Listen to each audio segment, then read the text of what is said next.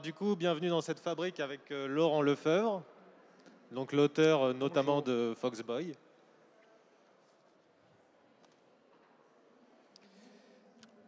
Alors, de quoi qu'il va s'agir? On n'en sait rien nous-mêmes en fait. On devait se voir ce midi, discuter un petit peu. On a dit qu'on allait improviser un dessin.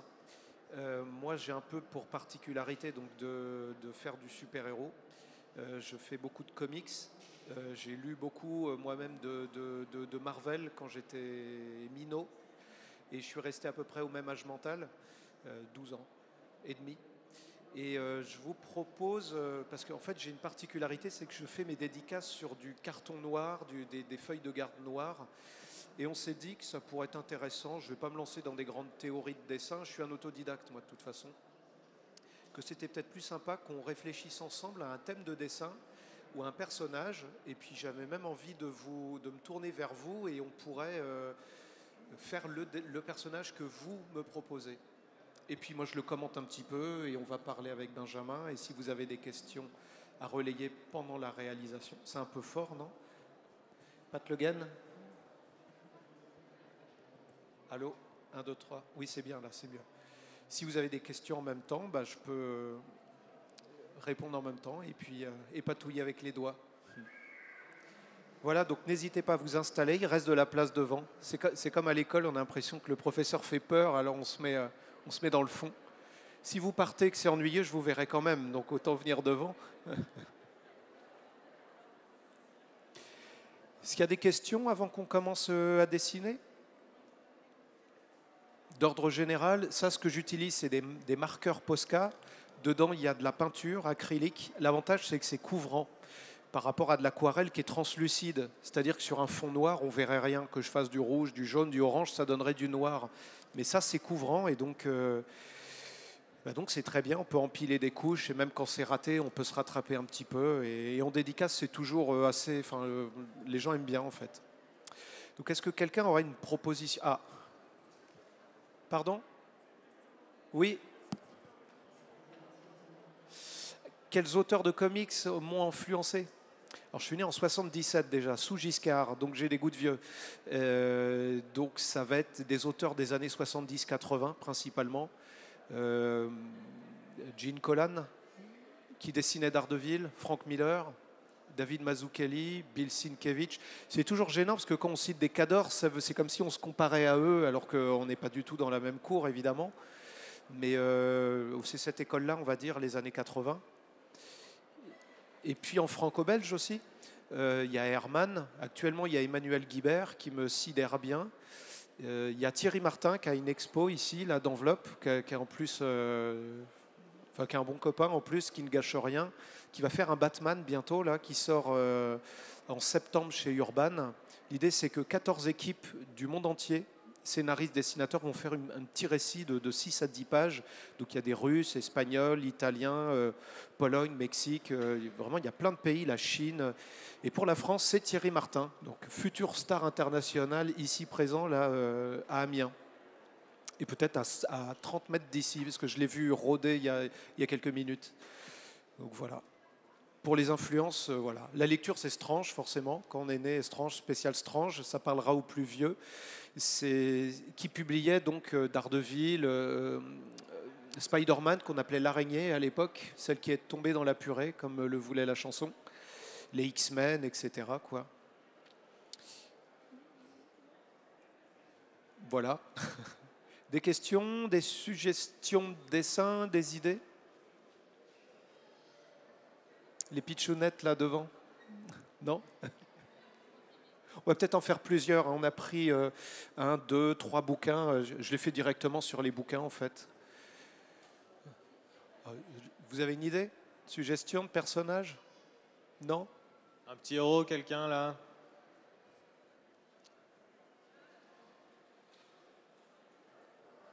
Spider-Man? On va vous faire voter. Qui veut Batman? Levez la main. 1. 2. Un Joker, on va aller de l'autre côté, le méchant. Ah, 1. Ouh là là. 2. 1, 2, 3. Ouh là là, alors, je reprends. 1, 2, 3, 4, 5, 6, 7, 8, 9, 10, 11. Ok. Ah, on en fait 2-3 autres, comme ça, on va sûr que ça intéresse. Harley Quinn est assez populaire aussi. Ah, dis donc, je suis étonné. Ouais.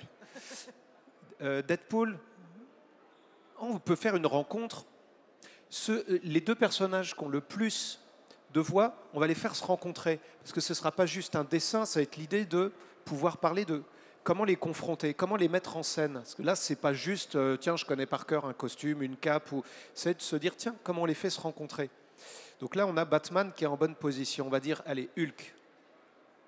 Batman, Hulk. Ça sent la purée de chauve-souris, mais 1, 2, 3, 4. 4 pour Hulk. Tu prends les comptes? Tu retiens? Ok. Qu'est-ce qu'on pourrait... Donnez-moi des idées aussi. Magneto, Magneto, Serge. C'est le prénom de Magneto, c'est Serge. Je l'ai compris grâce à Thierry Ardisson.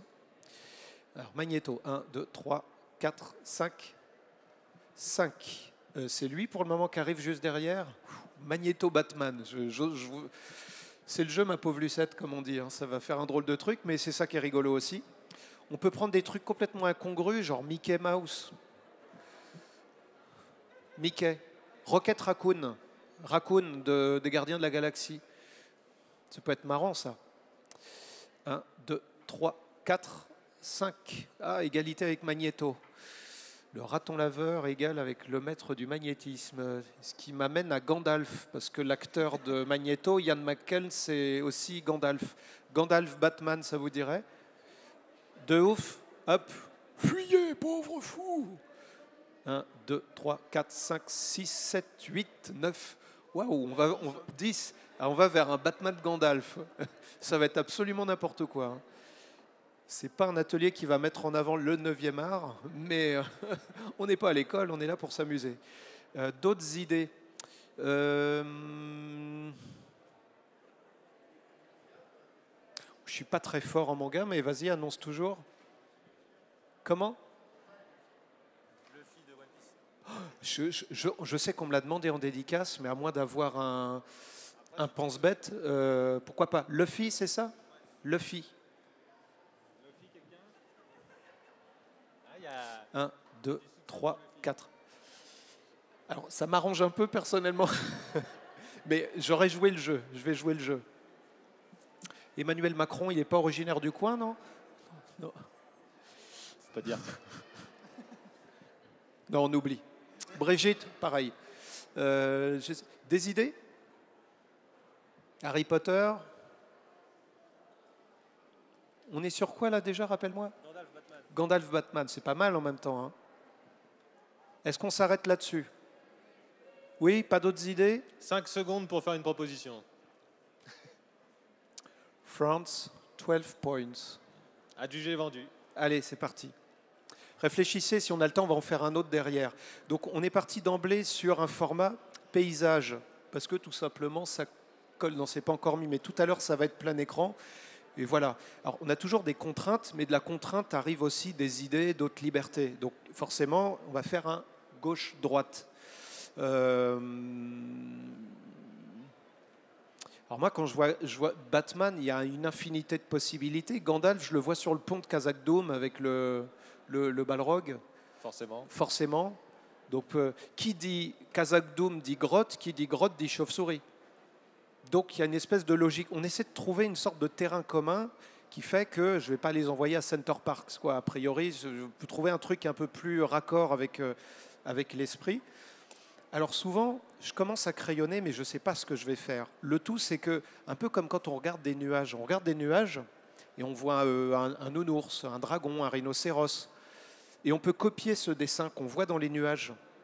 Et on peut se dire qu'on ne l'a pas inventé, puisqu'il est dans les nuages. Mais si quelqu'un regarde les mêmes nuages que vous, il ne verra peut-être pas la même chose. Donc quelque part, oui, il était dans le ciel et on l'a copié, mais quelque part, vous l'avez vu. Et ben, c'est ce qui se passe quand moi je dessine. Je commence à faire vaguement... Je ne sais pas si on va voir ce que c'est du crayon à papier. On fait vaguement des petites choses comme ça, on balade un peu la main. Et c'est un peu comme les nuages.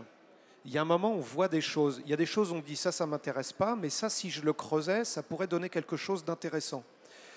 Et c'est comme ça que souvent, en crayonnant, je ne vais pas les faire à même taille. Si je les fais à la même taille, j'ai bougé quelque chose? Non, c'est bon. Si je les fais à la même taille, ça ne va pas être très intéressant. Ils auront une même masse. Tandis que si par exemple je fais un Gandalf petit au loin et un Batman plus près de dos, ça peut donner une profondeur en dessin parce qu'on voit où est le premier plan proche de nous et ça nous situe dedans. Tandis que quand on les met à égalité, c'est comme si ça vous mettait à distance. Moi, j'aime bien essayer de rentrer les gens à l'intérieur du dessin. Puis c'est un peu une des marques du comics aussi. Souvent, je trouve que dans les... Quand on prend le franco-belge, je vais faire vraiment une grosse généralité.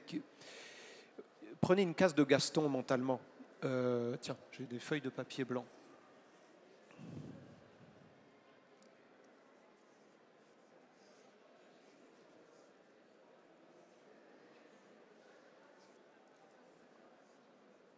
On va prendre une case de franco-belge.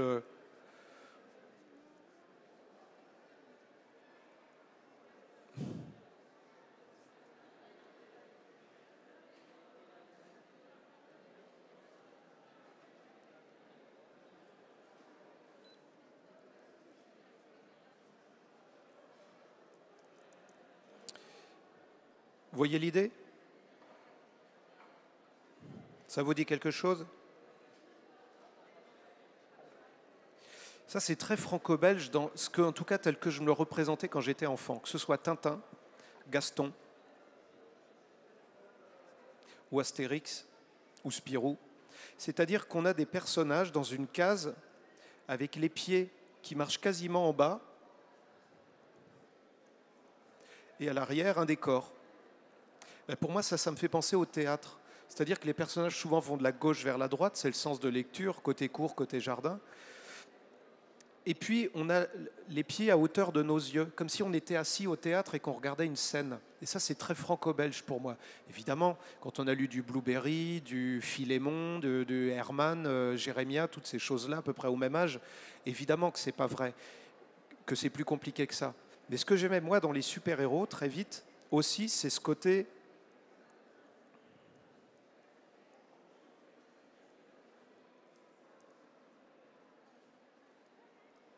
Le côté in your face. C'est-à-dire qu'on pouvait être au-dessus de Superman, à côté, très près de lui. Superman ou n'importe quel autre, hein, Spider-Man, c'est la même chose.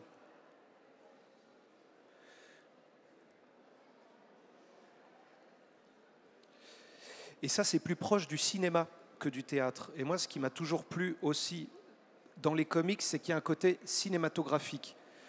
Chez les Américains qui sont les pionniers du comics, des super-héros, c'est à peu près l'avènement des comics, est à peu près aussi l'avènement de la télévision et de ce type de médias, de films, de science-fiction, de western, de grands espaces. Et il y a toujours ce côté immersif dedans. Donc moi, quand je vais faire un dessin, il y a ce côté qui est plus proche de ça, de l'émotion, que de ça, qui est du théâtre, qui est peut-être quelque chose d'un peu plus intellectuel. Et là, on est quelque chose de...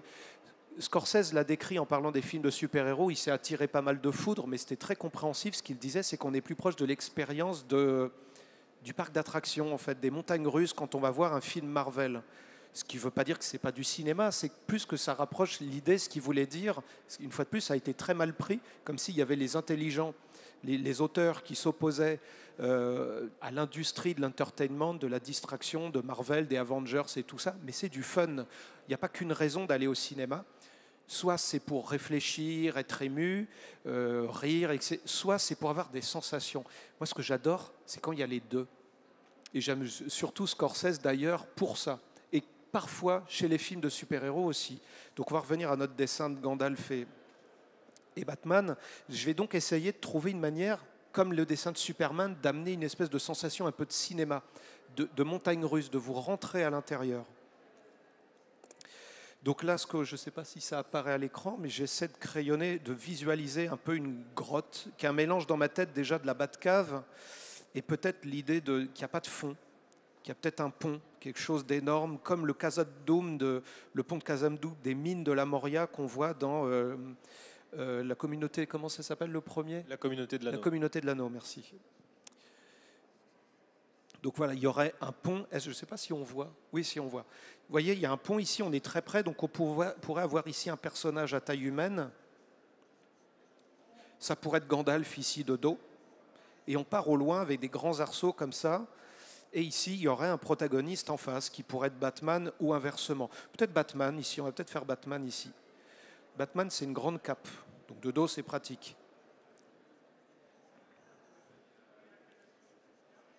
Et c'est un peu comme ça. Alors, je peux faire plusieurs essais, si c'était une couverture ou une case de BD ou une séquence. Là, on va dire que c'est celle-là. Voilà, elle vaut ce qu'elle vaut, mais d'habitude, j'aime bien chercher plusieurs. Il y en aurait peut-être une en plongée. Comme ça, on aurait vraiment plus la vue sur les profondeurs. Dans ma tête aussi, parce que les souvenirs sont inconscients, j'ai une séquence du 3e Indiana Jones, la dernière croisade, quand il arrive avec le pénitent doit courber, il répète 15 fois la phrase, et il y a la 2e étape, je crois, il doit lancer les pas dans le vide, et il y a un effet trompe-l'œil où en fait il n'est pas dans le vide, il arrive sur un pont qui était invisible par un jeu d'anamorphose visuelle. Donc dans ma tête, il y a tout ça qui arrive plus ou moins consciemment, on est la somme de ses souvenirs, la somme de ses influences, et on redigère ça à notre façon. Ce qui ne veut pas dire que ce n'est pas personnel. On a tous un papa, une maman, et pourtant on est nous-mêmes. Je pense qu'en dessin, en art, il faut s'intéresser à la fois à des auteurs de comics, comme j'ai pu en citer, mais aussi connaître, je sais pas, peut-être le Caravage ou Klimt, ou peut-être le souvenir d'un roman qu'on a lu et où on s'est fait ses propres images. Le résultat, c'est le vôtre. Plus les sources vont être diversifiées, plus le résultat a des chances d'être original et d'être à vous. En clair, en art aussi, le métissage a du bon.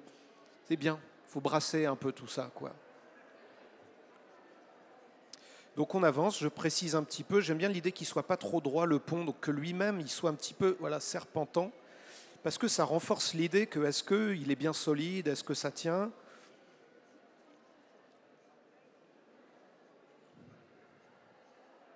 C'est pas le viaduc de Millau, quoi. Donc ici il ferait une nuque, des grandes oreilles pointues. Moi j'aime bien mon Batman assez vampiresque, assez une silhouette très longiligne, pas celui qu'on voit actuellement dans les bandes dessinées où il a vraiment un côté paramilitaire, très armé, que je trouve moins intéressant que le côté Sherlock Holmes mélangé à Dracula, quoi, avec des grandes oreilles gothiques qui irait très bien avec la cathédrale à Amiens d'ailleurs. Il y avait une affiche il y a quelques années de Marini, il y a 2-3 ans je crois. Et c'était super, quoi. On en rêve de voir Batman en Europe. Enfin, Strasbourg aussi, la cathédrale qui est très très gothique, ça s'y prête bien. C'est un peu l'idée quand j'ai fait moi ce personnage-là, c'est de se dire, on a beau avoir grandi avec des personnages à New York, Spider-Man dans le Queens, Batman à Gotham, l'idée d'amener ces codes-là du super-héros américain, double identité, costume et super pouvoir, mais dans un environnement qui est le nôtre, qui est réel, qui est familier. Moi, j'ai pris ma ville puisque je suis rennais, donc ça se passe à Rennes. Ils voyagent un peu partout en France. Mais l'idée, c'est ça, c'est d'apporter qui on est, notre identité, en déplaçant un personnage à l'intérieur. Peut-être la cape au vent un petit peu, c'est classe quand elle est au vent. Hop, ça donne un petit peu de mouvement.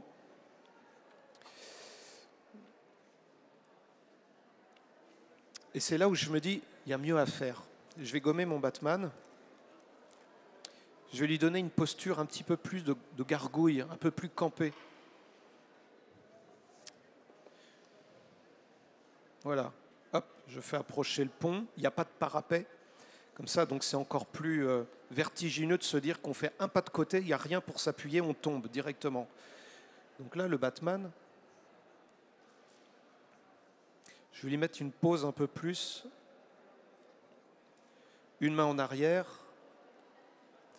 Hop, 5 doigts, le pouce, les crochets ici au gant, il y a des espèces de pointes, les 2 oreilles, une épaule, un genou,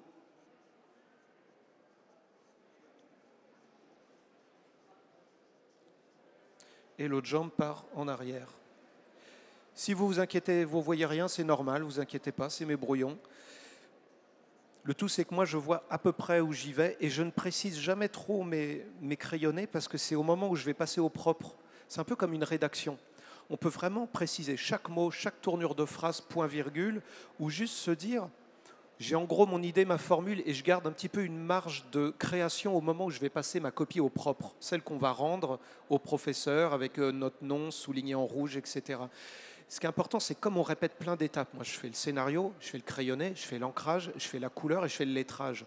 Si j'avais tout déterminé au plan comme un architecte rigoureux, maniaque et contrôle fric, le maçon que je suis derrière, le peintre, enfin, tous les autres, ils s'emmerdent un peu parce qu'ils font un peu 4 fois le même boulot.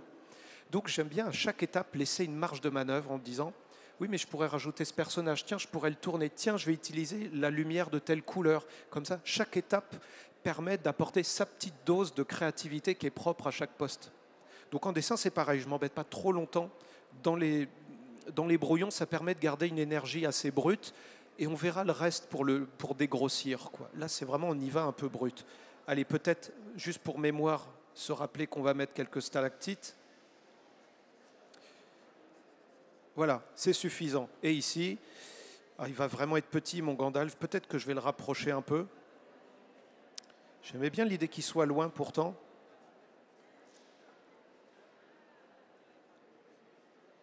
Si je le mets ici, qu'est-ce que ça donnerait? Je crois que je vais le laisser là quand même.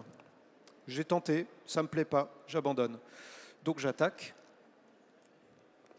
Je vais prendre de l'eau, hop. Alors les Posca, j'en ai une tonne, j'en amène plein. Et je disais à Benjamin, je crois que j'en ai pas pris assez, parce qu'il y en a qui sont quasiment vides, il y en a qui ont 5%, 10%, mais je les garde parce que quand ils sont abîmés, j'arrive à utiliser un petit peu comme un pinceau où on a un fond de la vie de peinture qui reste dedans. Ça fait un petit peu comme en aquarelle quand on garde son eau sale. Ça fait un lavis très léger. C'est en séchant, hein, normalement. Là, normalement, l'aspect, c'est que l'humidité rend plus foncé le papier, mais dès que ça sèche, il reste un petit peu de la teinte qu'il y avait dans le pinceau. Bon, là, pour le coup, il a l'air vraiment vide, hein. Ouais, il va peut-être aller à la poubelle, celui-là. Hop, on en prend un autre. Ah, voilà, c'est mieux déjà.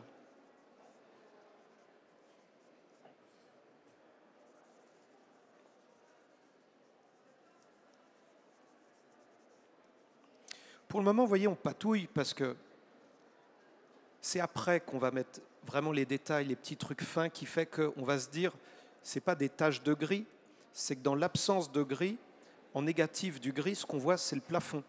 Et ce qu'on voit là, ici, ça va être les stalactites. Et dans cette zone plus lumineuse, je vais pouvoir faire figurer des chaos de roches qui descendent comme ça vers le fond, tout doucement. Là, ça va être une amorce de piton rocheux dans lequel va être planté un des piliers du pont. En voilà un deuxième arceau. Et tout près de nous, peut-être le tout dernier ici. C'est l'avantage d'improviser un thème, c'est qu'on ne répète pas un dessin qu'on connaît par cœur, qu'on a déjà fait. C'est vraiment de l'improviser ensemble. Et de risquer à ce que ce soit complètement pourri. Mais c'est le jeu, une fois de plus.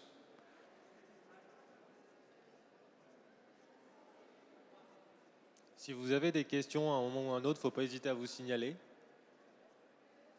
Non? Rien?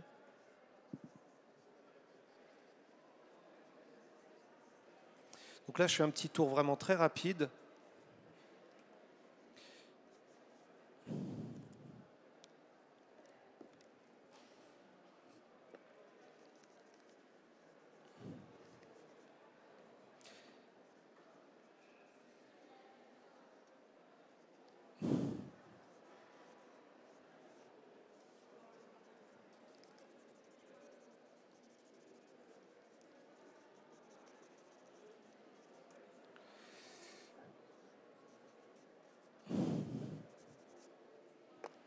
Je vais prendre une autre couleur, je vais prendre un gris un petit peu plus clair et je vais déjà esquisser le haut la partie où on marche sur le pont. Donc, je vais lui faire prendre plus la lumière, comme ça, dans la structure, on va pouvoir vraiment repérer où il est dans l'image. Donc l'idée, c'est que plus c'est loin, plus c'est fin, forcément.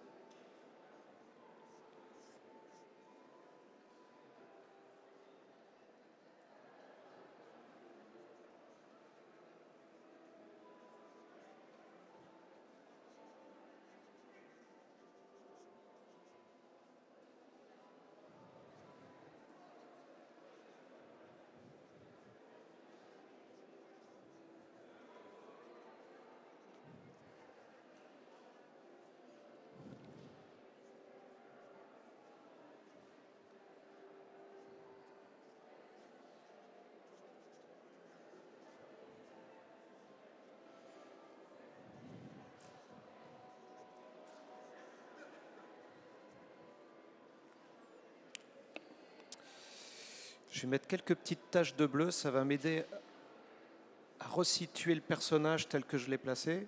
Donc l'avant-bras de Batman.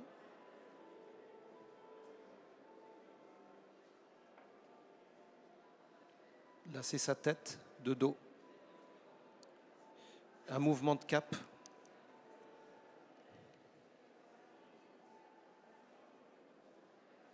Botte.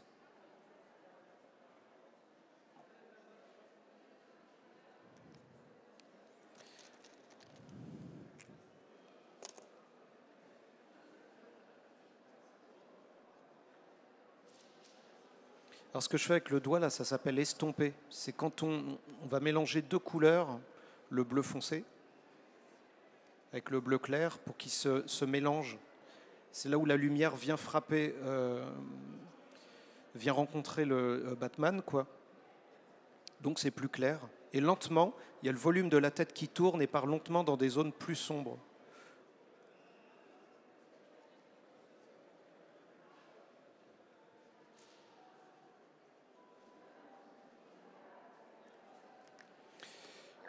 J'ai pris le costume un peu vieillot qu'on voit dans Dark Knight d'ailleurs de Frank Miller, pour ceux qui connaissent, qui est peu dans des teintes bleu nuit et grises.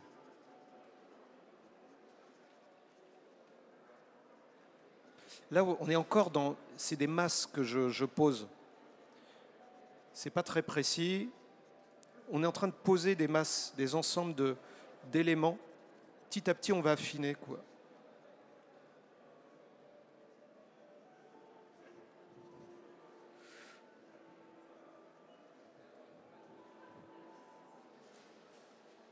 Voilà, là, il y aura une autre jambe qui part à l'arrière.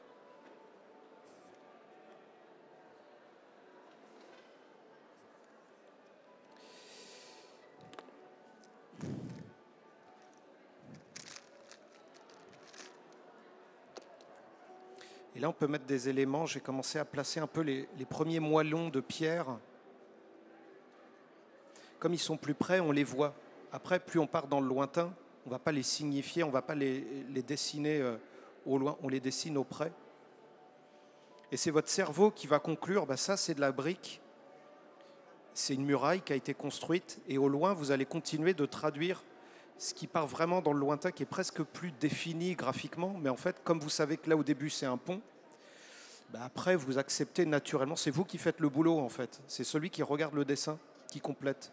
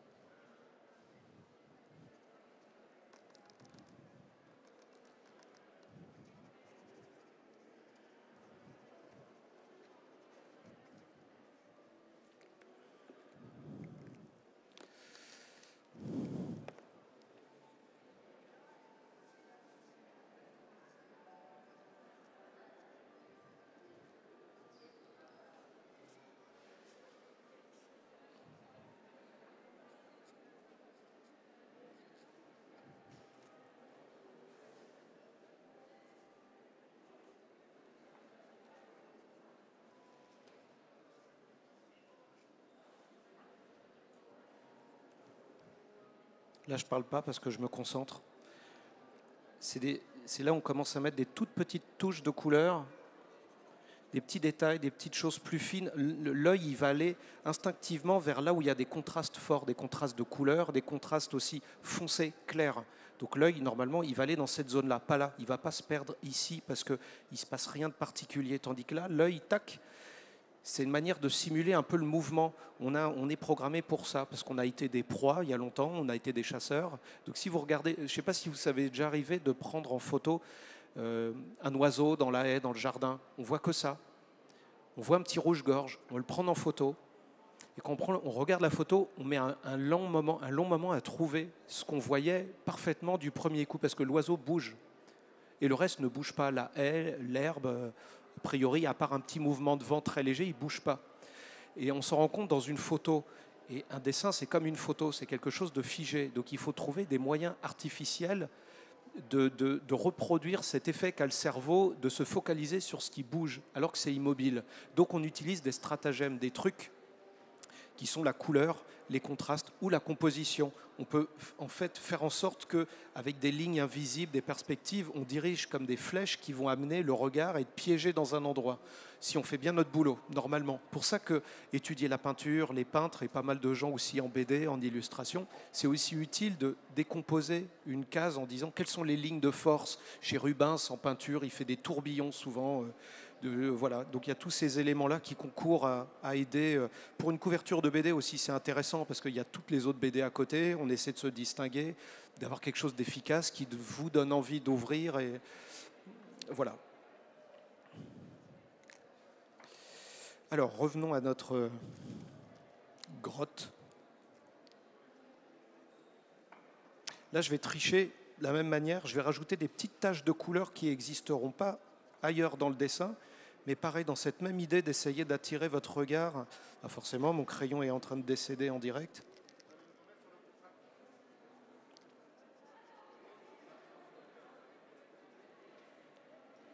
Revenons-en à Gandalf. On l'a un peu oublié, lui. Moi, je pense qu'il faudrait qu'au bout de la grotte, il y ait une ouverture de lumière. Tout bêtement. Paf, on pète du jaune. Donc on a cette ligne ici, une construction comme ça, en triangle, qui amène de là vers là. Si on fait ça, ça peut penser qu'il y a une porte, et là, on ne peut pas y échapper. Et que derrière, peut-être, il y a du feu, du jour, j'aurais pu changer de couleur, mettre un bleu ciel, c'était la porte de sortie. J'ai choisi le jaune, je trouve que c'est plus dramatique, et puis c'est là où on va planter une silhouette. Ça va être suffisant. J'utilise du bleu, c'est un peu pour l'esquisser. Ouais, il a un chapeau comme ça, un grand manteau. Normalement, il a un bâton.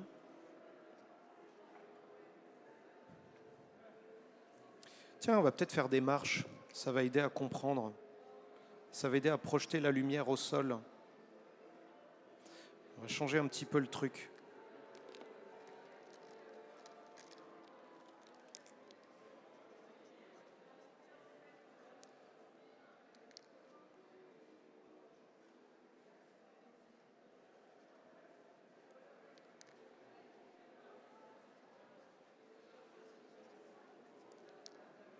Voilà, et là je triche un peu, je remets un peu de mur parce que par l'ouverture, ça éclaire. L'ombre portée de la lumière vient sur la pierre et ça donne des éléments de couleur qui permettent de renforcer la composition que j'essaie de créer en fait.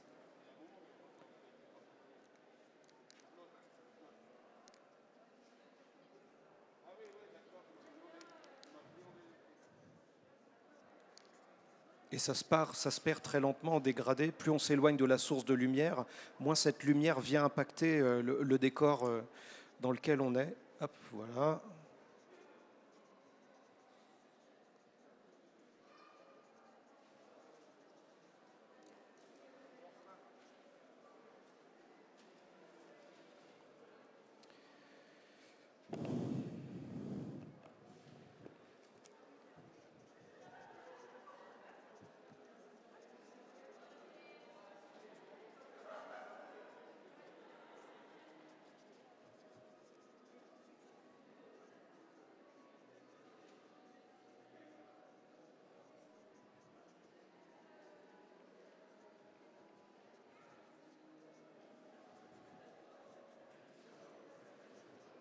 C'est vraiment les bases d'un dessin, hein. Évidemment, il faudrait passer des heures pour vraiment faire quelque chose de potable, mais la construction, elle est là. Si ça fonctionne, le reste pourra fonctionner. C'est comme le socle d'une maison. Si vous n'avez pas un bon socle de dessin, vous pouvez passer des heures, des jours à poser des briques, des fenêtres, une charpente, un toit, votre maison, elle ne tiendra pas. Il faut un socle. Si le socle est solide, la maison peut être solide. Mais le socle peut être solide et la maison pourrit quand même. Donc il faut à la fois le bon socle et la bonne maison, quoi. Donc là, vraiment, on est dans l'amorce de quelque chose sur lequel, voilà, on peut passer 2, 3, 4 jours quand on fait un vrai grand dessin portant un poster, une couverture. Donc c'est important que la première heure ou les 2 premières heures, le moment où on prend vraiment les décisions les plus importantes, est-ce que je fais une maison à 2 étages, une longère, une petite maison de campagne? C'est ça qui fait qu'il faut vraiment être sûr de soi au début. Et une fois qu'on décide, on y va. Mais au début, de toutes ces décisions-là vont arriver une tonne de problèmes en cascade derrière si ça n'a pas été un peu pensé. On se dit, ah zut, mon personnage sort, ou il n'y a pas la place, ou la dynamique est mauvaise, ou etc. Donc il faut se poser des questions au début. C'est ça, en fait, j'ai l'impression que notre boulot, c'est se poser des questions tout le temps. Est-ce que je mets telle couleur? Est-ce que je m'arrête là? Est-ce que je continue? Est-ce que je le mets plus haut, plus petit, plus... On se pose des questions, on tranche et on y va. Et c'est en faisant, en ratant, en recommençant, que petit à petit, on se dit pourquoi moi c'est pourri et lui c'est bien, donc on regarde d'autres, et puis de temps en temps on se dit ah oui d'accord, ah, c'est malin, il fait toujours ci ou ça. Il y a des recettes qui fonctionnent, mais les recettes, il faut aussi les interpréter, mettre sa propre cuisine à soi. Et en fait, c'est ça le boulot pour moi, se poser des questions, faire avec nos moyens. Et puis, j'ai un copain dessinateur, Siro Tota, qui a fait Photonique, pour ceux qui connaissent, ou Aquablue. À un moment, il a fait une série Aquablue, une partie d'Aquablue. Et je voyais des gens venir le voir et lui dire oh, c'est génial, Siro, vous m'avez influencé quand j'étais enfant, c'était super important. Et il écoutait les gens qui lui faisaient des compliments. Et il disait oui, oui, oui, oui. Mais je voyais bien, il n'était pas très à l'aise. Je lui dis mais tu te rends compte, des gens, ils disent que tu as compté pour eux. Ton travail, ce que tu as fait, ça comptait pour eux. Et c'est comme si à la limite, ça t'ennuie, on dirait. Il dit non, c'est pas ça, mais je ne sais pas à qui il parle, mais ça ne peut pas être moi. J'ai comment ça? C'est-à-dire que moi, quand j'ai fait toutes mes pages, mes histoires, mes BD, j'avais en tête ce que je veux faire, c'est-à-dire le bon dessin, celui que j'ai en tête, celui qui est parfait, celui que je veux dire, celui qui doit exister. Donc j'ai le bon dessin en tête, je me mets à le faire et j'y mets ma technique, les délais, parce que l'éditeur attend, tout ce que je sais faire. Et en fait, on est limité par qui on est et par nos moyens techniques. En fait, on voudrait tous être Usain Bolt quand on court, mais on est nous. On voudrait tous être, je sais pas moi, Daniel Craig, mais on est plutôt Pierre Richard en général. Et il y a ce côté-là. Et il disait en gros, il m'aime pour le bon dessin. Non, moi je voudrais faire le bon dessin, mais eux ils voient le vrai dessin, celui qui existe. Et le vrai dessin, c'est ce que je fais du mieux que je peux, mais moi je continue de courir après le bon dessin. Vous voyez l'idée? Donc en fait, ce que les gens appellent le style, c'est ce qui reste, c'est le produit du bon dessin, celui qu'on veut faire et celui qui existe, qui est vrai et qui est dans le livre imprimé, le vrai dessin.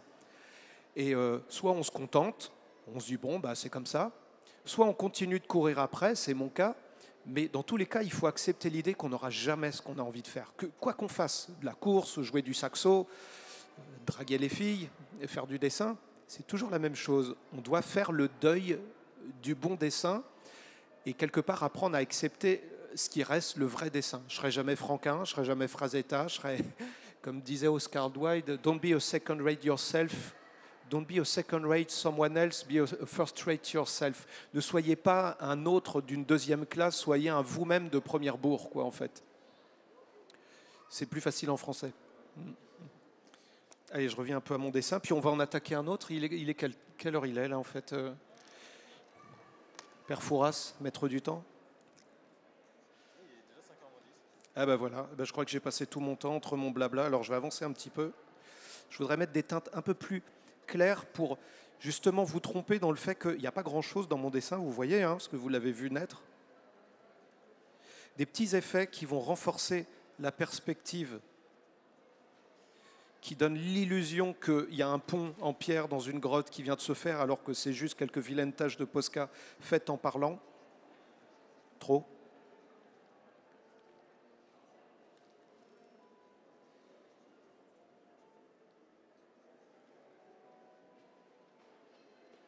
et que si vous avez des questions,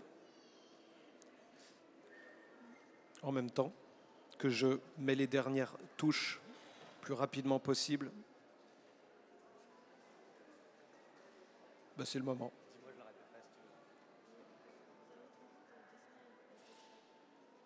On te demande si tu as toujours dessiné avec des Posca. Non, alors ça c'est né, je parlais de contraintes au tout début, les contraintes de format, etc. J'ai sorti le premier tome de Foxboy, c'était chez Delcourt en 2014, et l'éditeur me dit, bah tiens, tous nos comics normalement c'est avec ce qu'on appelle des pages de garde, donc j'imagine que vous savez ce que c'est ça les pages de garde, c'est là où il y a les tableaux dans Tintin. Et il m'a dit, bah, normalement, on met toujours des pages noires, même la page titre, qui est juste après, est aussi une page noire dans les comics, tout simplement parce qu'en franco-belge, on garde ces pages, une page blanche, pour que les dessinateurs, c'est une tradition chez nous, fassent un dessin, la fameuse dédicace. Et normalement, dans les comics, c'est plutôt une page noire, sombre un peu, parce que c'est la nuit, c'est une manière d'accueillir le lecteur à l'intérieur d'un univers nocturne, urbain. Donc on met des pages noires. Et il m'a dit, est-ce que tu veux qu'on mette des pages blanches qui te permettraient de faire un dessin? Et partant du principe qu'il y a quand même beaucoup moins de livres avec une dédicace que de livres sans dédicace que de livres avec dédicace, je dis non, on va trouver un moyen de... Comment dire? C'est la dédicace qui doit s'adapter au livre, pas l'inverse.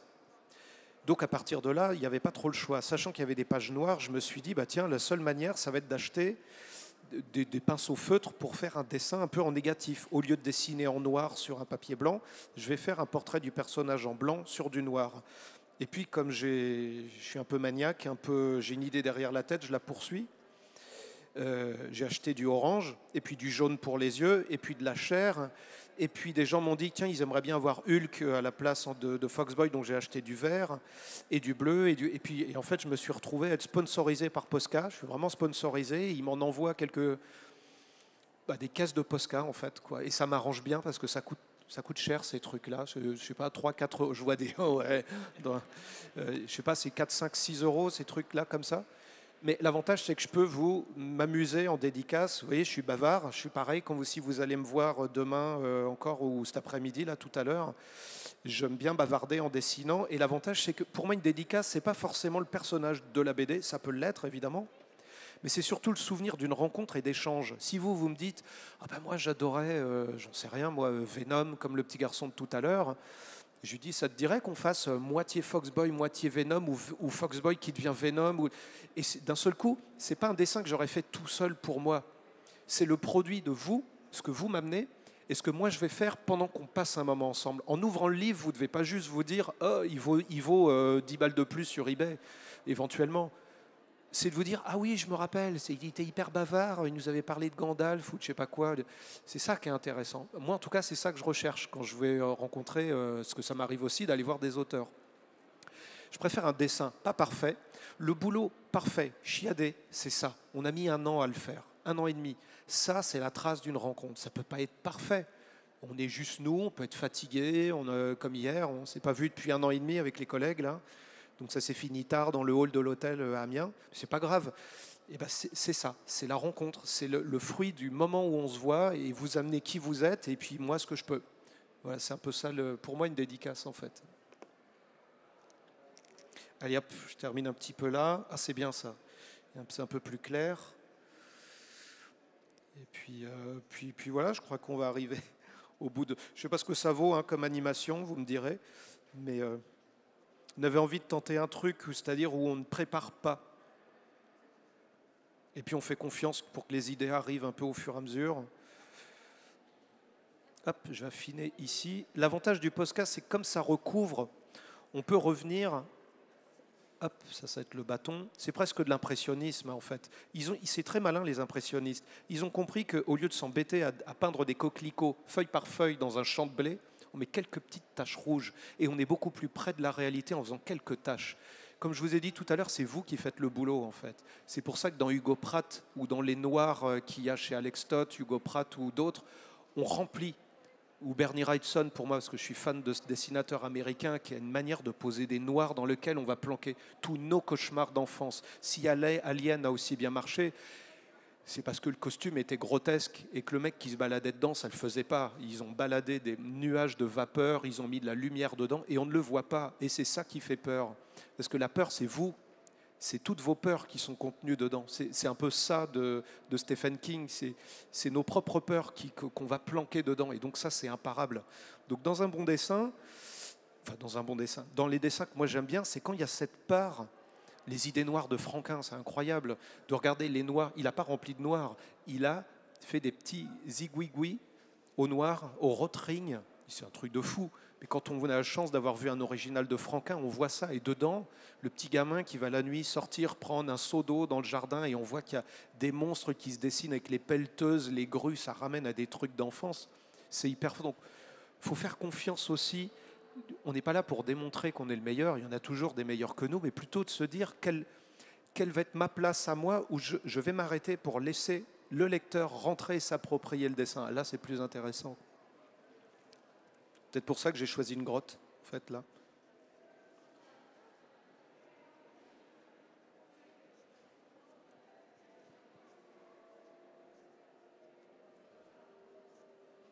Bon, j'ai fait des meilleurs Batman, hein, je reconnais.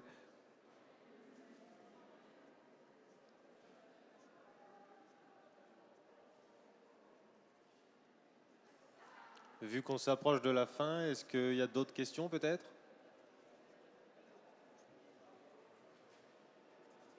Et une interro demain.